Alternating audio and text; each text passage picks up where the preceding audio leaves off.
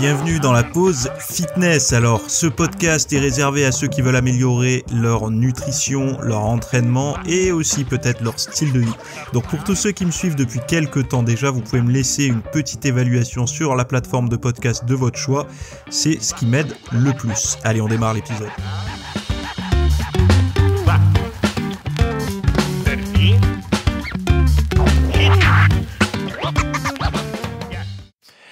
Salut à tous, j'espère que vous allez bien, que vous avez passé un bon week-end et que vous démarrez correctement la semaine. Alors aujourd'hui, on va parler d'IceMoule, on va parler de type de dormeur et on va parler de muscler le milieu des pectoraux, donc le titre qui revient assez souvent dans les magazines de fitness. C'est pour ça, enfin magazine de fitness, Feu magazine de fitness papier, il en reste plus que un en France et il est numérique. Et d'ailleurs, j'écris pour lui tous les mois, c'est Fitness Mag. Mais sinon, tous les Men Health, les Men's Fitness, les coachs et compagnie, et je crois qu'ils ont disparu totalement des librairies. Je ne sais pas s'il y en a de nouveaux qui sont arrivés, mais dans mes souvenirs, il n'y avait plus rien, quoi. Donc,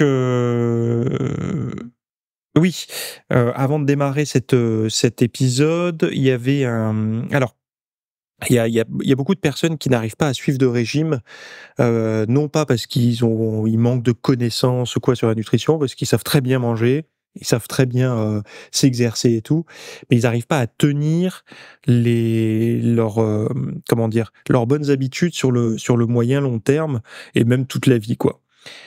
Moi, je vous ai donné ce week-end, là, dimanche matin, ceux qui ont suivi, il y a 3 outils pour rendre votre régime inratable. Quand je dis inratable, c'est vous ne pouvez pas le rater si vous suivez ces conditions-là.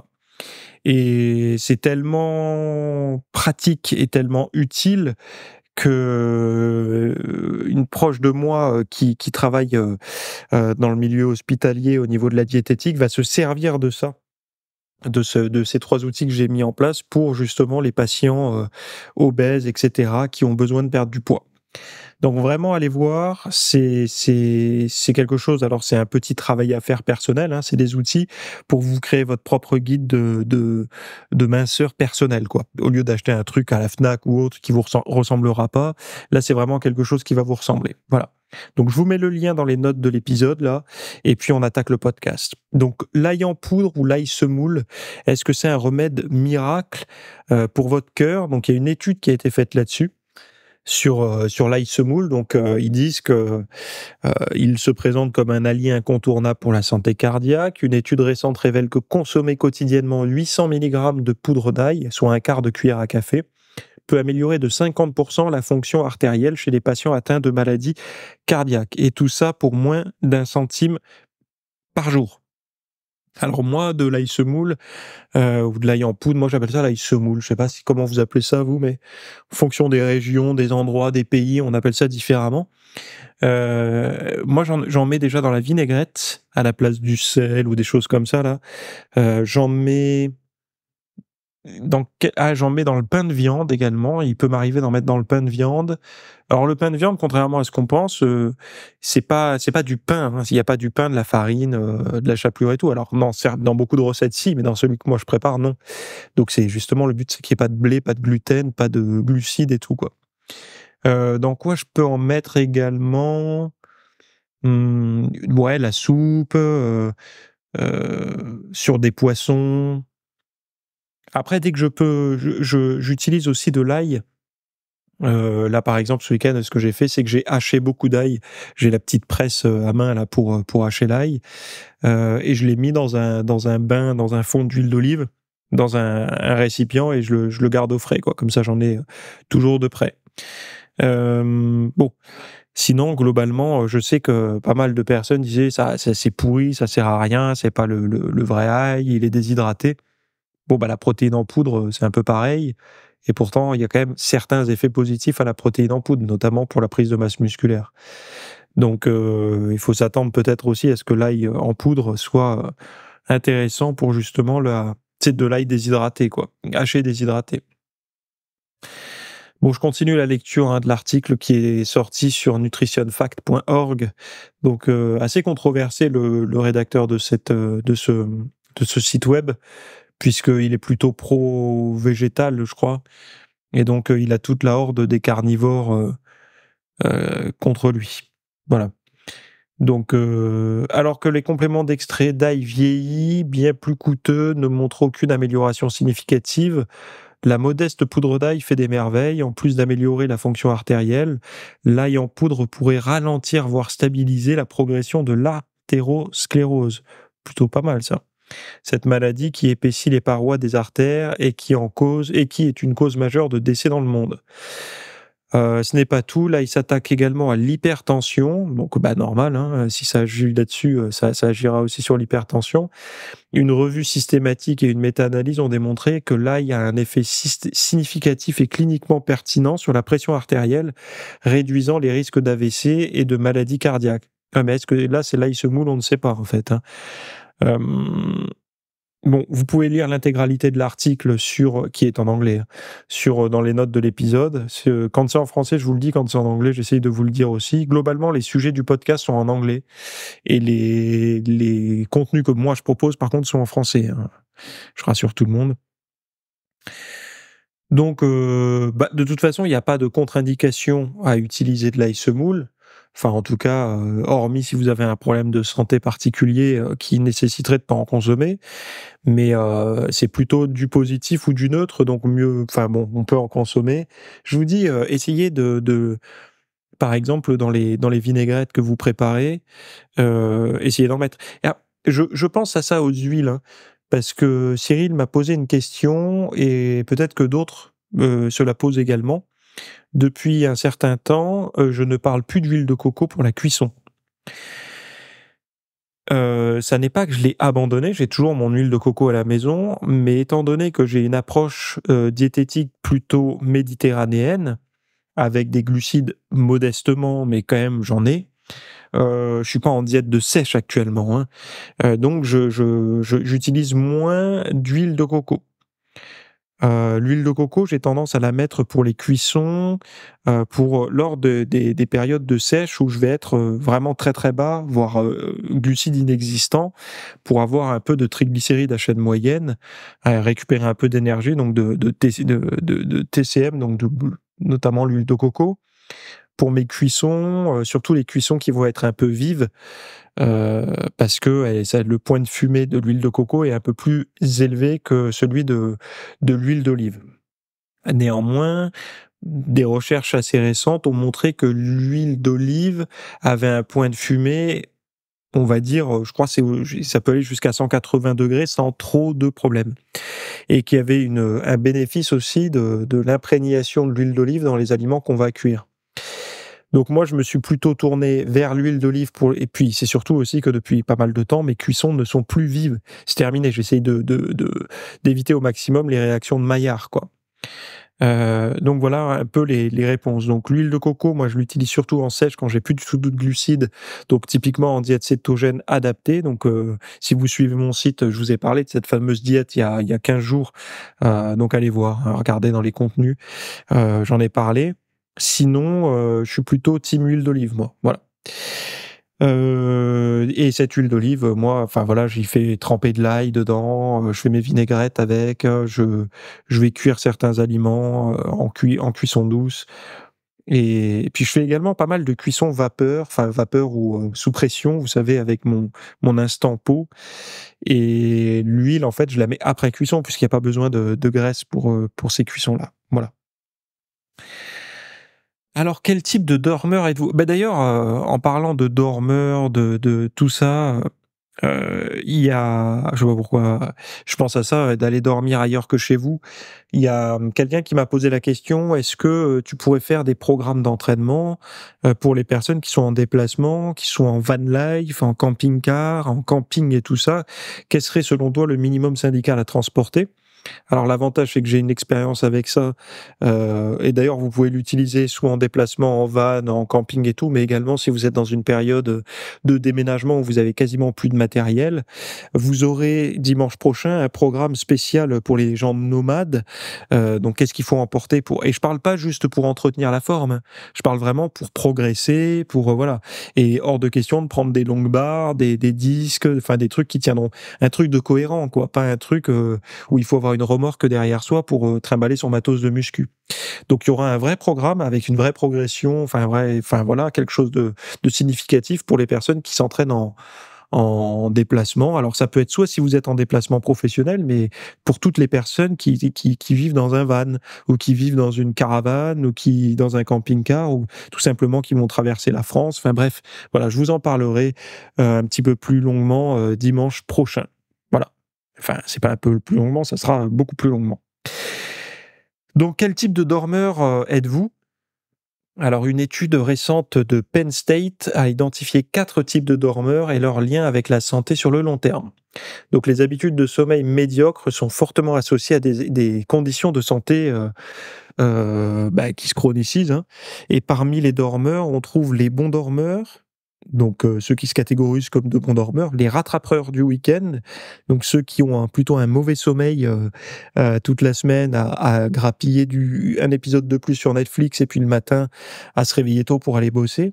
Et donc du coup le week-end, ils se mettent à défoncer leur lit et à faire des grosses grasses mat, ce qui est souvent le cas des premières expériences professionnelles. Moi, j'ai été comme ça, on va dire, jusqu'à mes 22-23 ans. Après, j'ai eu un rythme plus adulte, entre guillemets, où j'avais des horaires de coucher et de lever régulières, et la semaine et le week-end, quoi.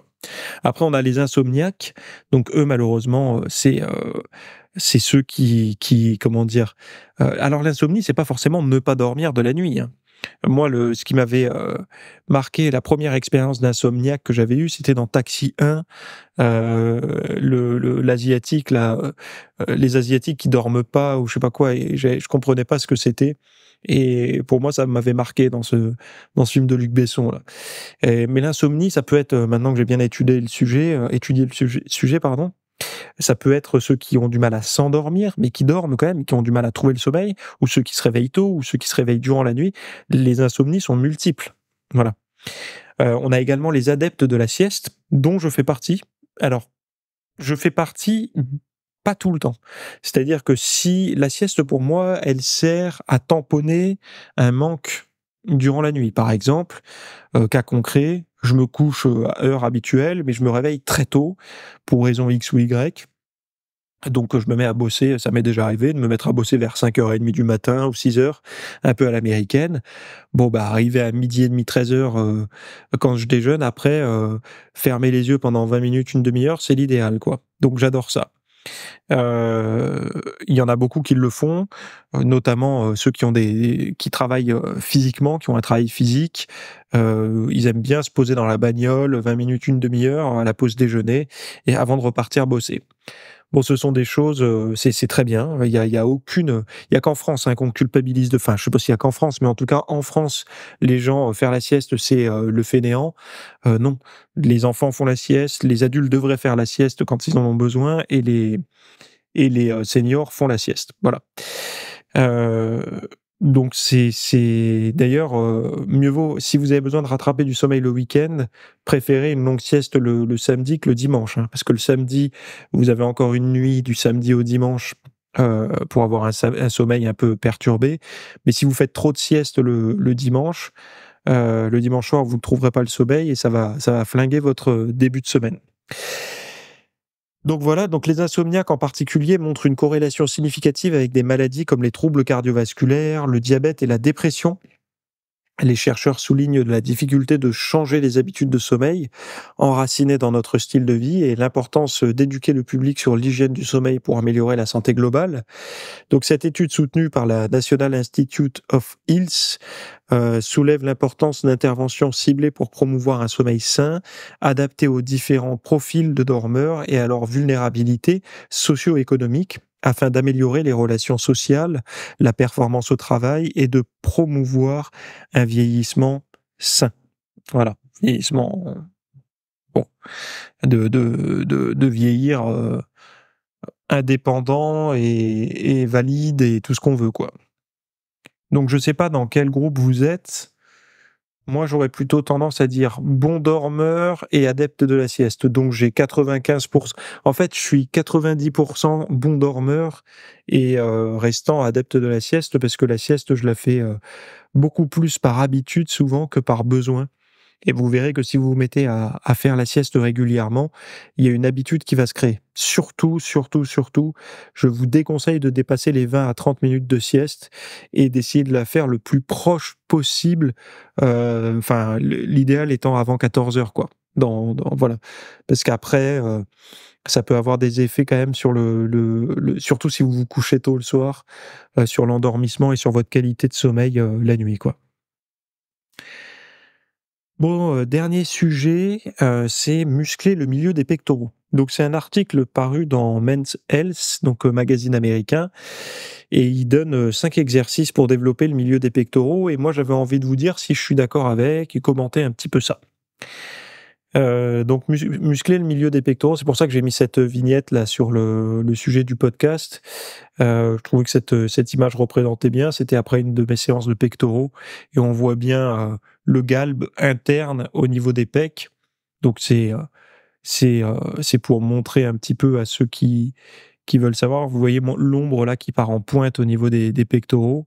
C'est ça là, le sillon interpectoral. Je ne sais pas comment on pourrait appeler ça, mais c'est quelque chose qui est recherché parce que ça donne cette ligne qui sépare bien les deux pectoraux, les deux pectorales plutôt, on va dire, les deux pectoraux, non, les deux pectoraux.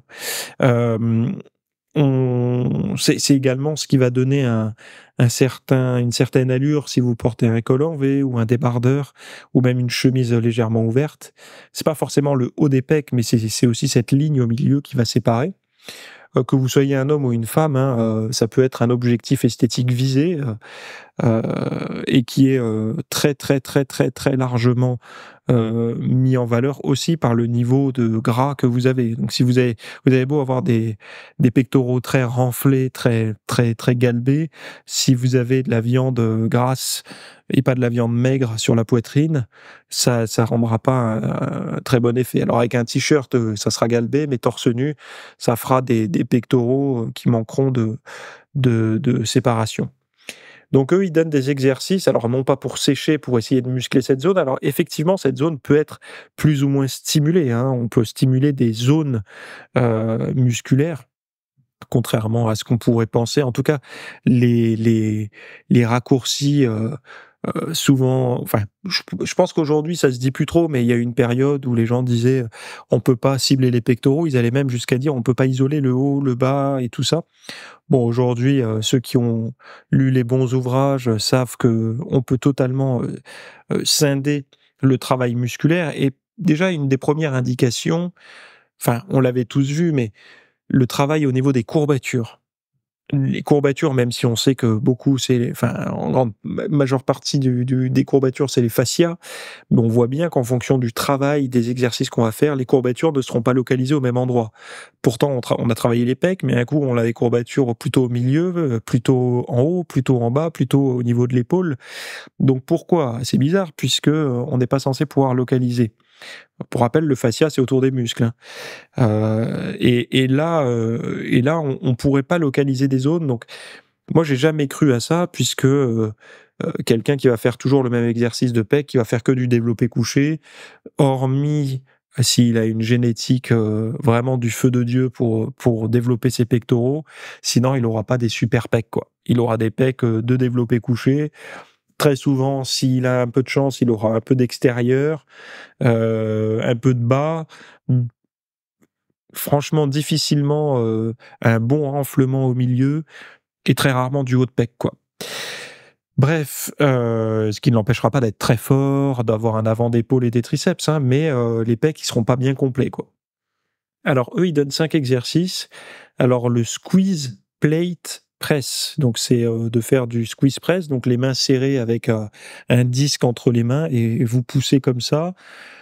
Bon, Moi, je vais vous donner une variante. Cet exercice, ça peut être bien, mais c'est un effort, volontaire que vous êtes obligé de faire pour tenir le poids et même, le poids, s'il est pas très lourd, enfin moi, il ce truc me pose 2 problèmes.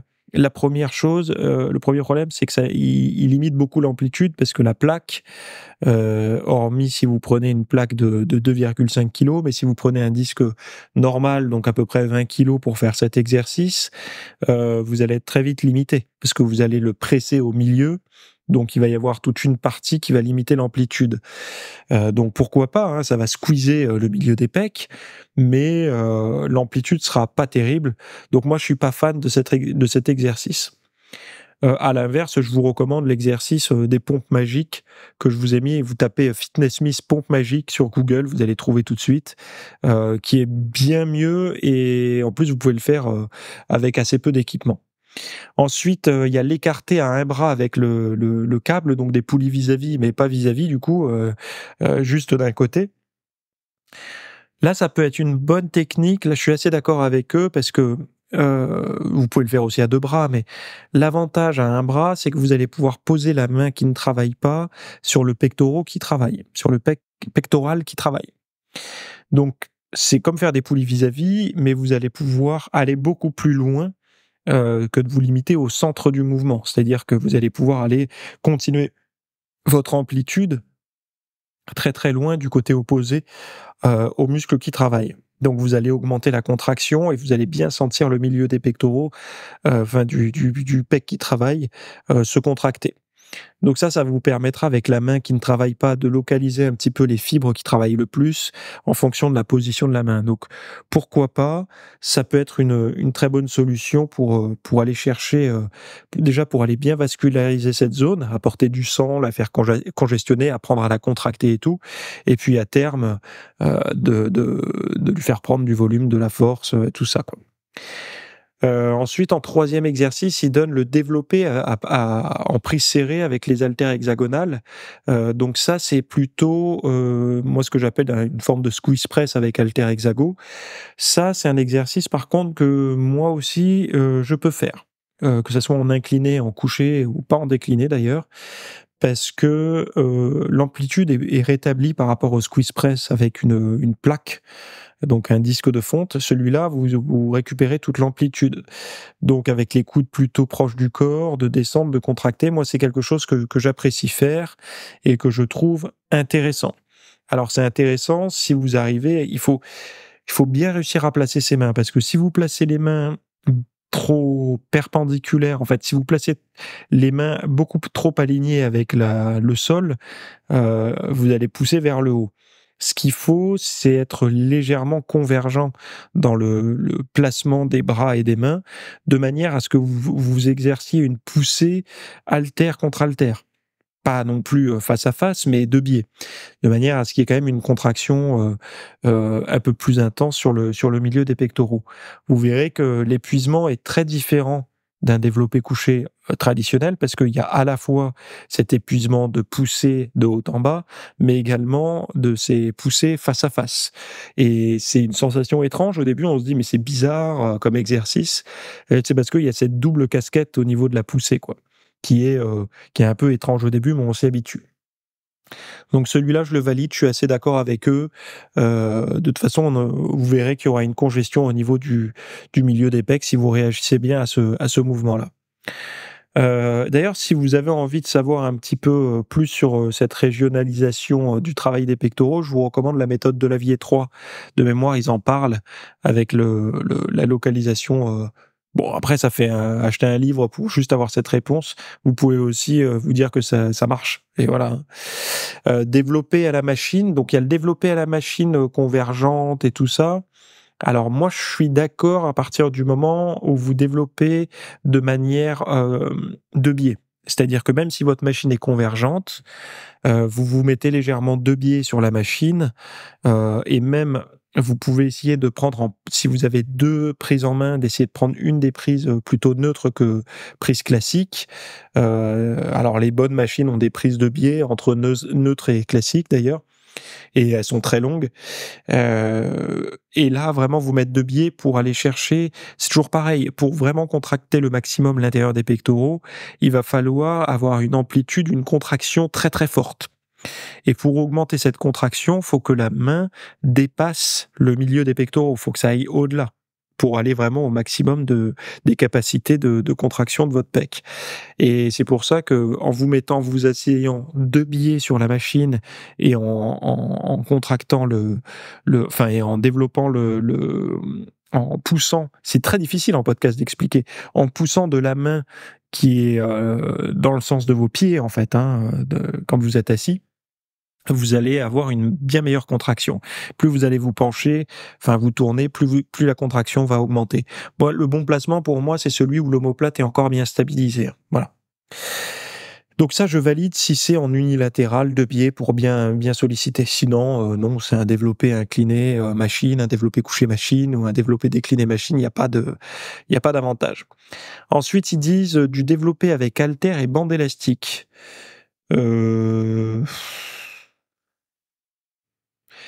Alors, développer haltère avec bande élastique, oui, ça peut être intéressant, mais c'est hyper compliqué à mettre en place.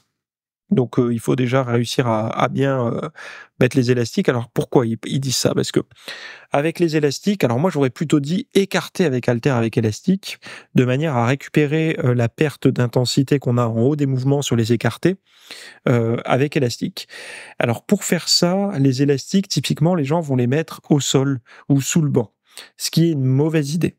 Si vous voulez bien placer les élastiques sur des écartés, pour augmenter la contraction, non pas sur l'étirement, mais sur la contraction, si vous voulez vraiment augmenter la contraction sur la partie haute des écartés, les élastiques, il faudra les accrocher à droite et à gauche, de manière à ce qu'ils soient tendus quand vos mains arrivent au-dessus des yeux.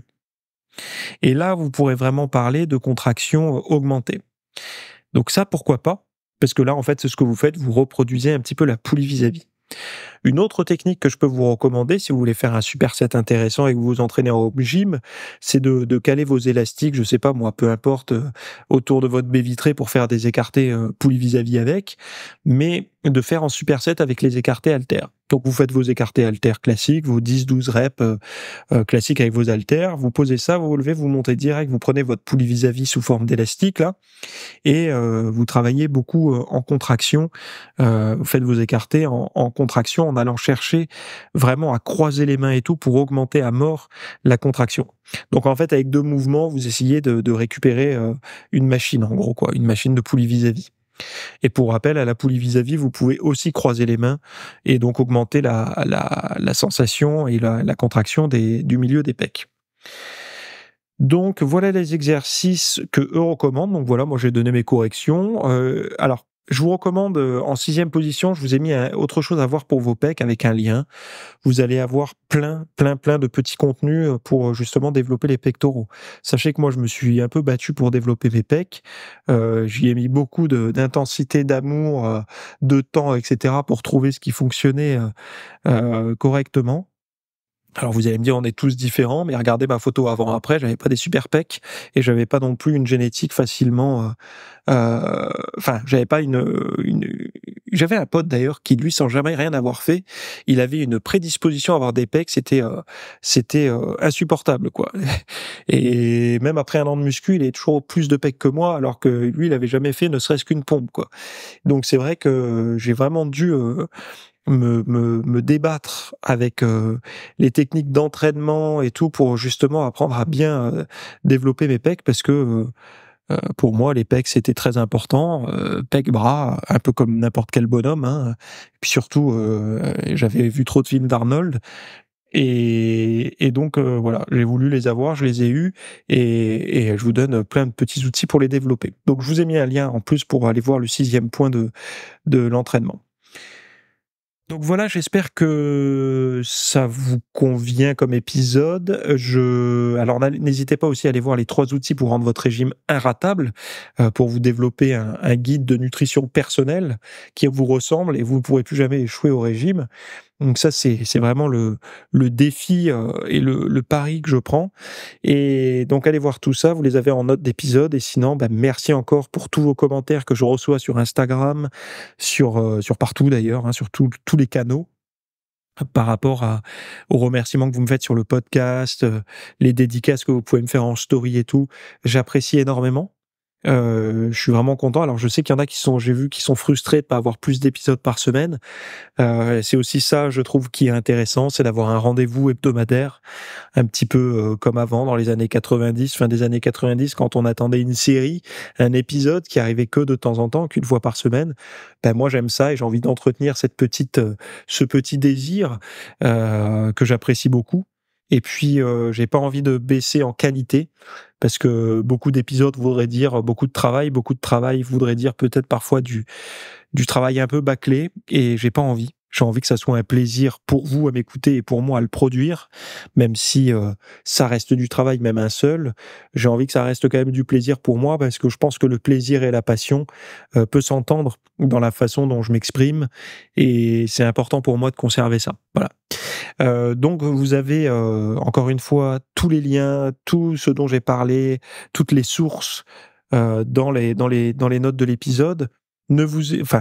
Si vous avez des doutes, allez voir quand même dans votre boîte mail. Normalement, vous devez recevoir l'épisode toutes les semaines par email et vous avez le lien justement pour accéder à la page de l'épisode qui vous montre tout. Alors la description n'est pas celle de YouTube, hein, je tiens encore une fois à préciser, c'est bien celle de l'épisode sur la page de l'épisode. Voilà. Très bonne journée, très bonne semaine, très bon entraînement et on se retrouve la semaine prochaine. Bye bye. Merci d'avoir écouté cet épisode. Alors, avant de partir, j'avais juste quelque chose à vous partager.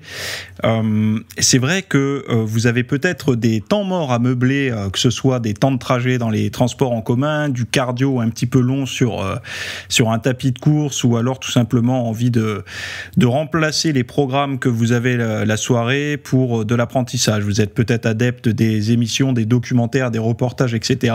Sauf que dans le monde de la musculation, de la nutrition, du développement d'un mode de vie sain, etc. C'est un peu maigre en contenu dans les médias grand public. Et donc, ce que je vous propose, moi, personnellement, c'est d'aller faire un tour dans la bibliothèque alors, c'est un Netflix version fitness privée qui vous coûtera moins cher qu'un lavage auto rouleau par mois. Et là, vous avez vraiment tous les sujets. Alors, c'est plein de cours que je propose. Il y en a déjà plus de 300. Ce sont sur le sommeil, sur les hormones, sur la nutrition. Donc ça peut être pourquoi on a faim, pourquoi on n'arrive pas à tenir un régime, comment faire, quelles sont les solutions, mais aussi d'anatomie pour l'entraînement, des programmes d'entraînement. Donc tout ce qui est lié à la perte de graisse, si vous avez du gras sur le bas du ventre depuis des années, ou alors si vous avez du mal à prendre de la masse musculaire, tous ces sujets du plus connu, entre guillemets, du plus recherché au plus pointu, tous ces sujets sont largement abordés dans cet espace VIP.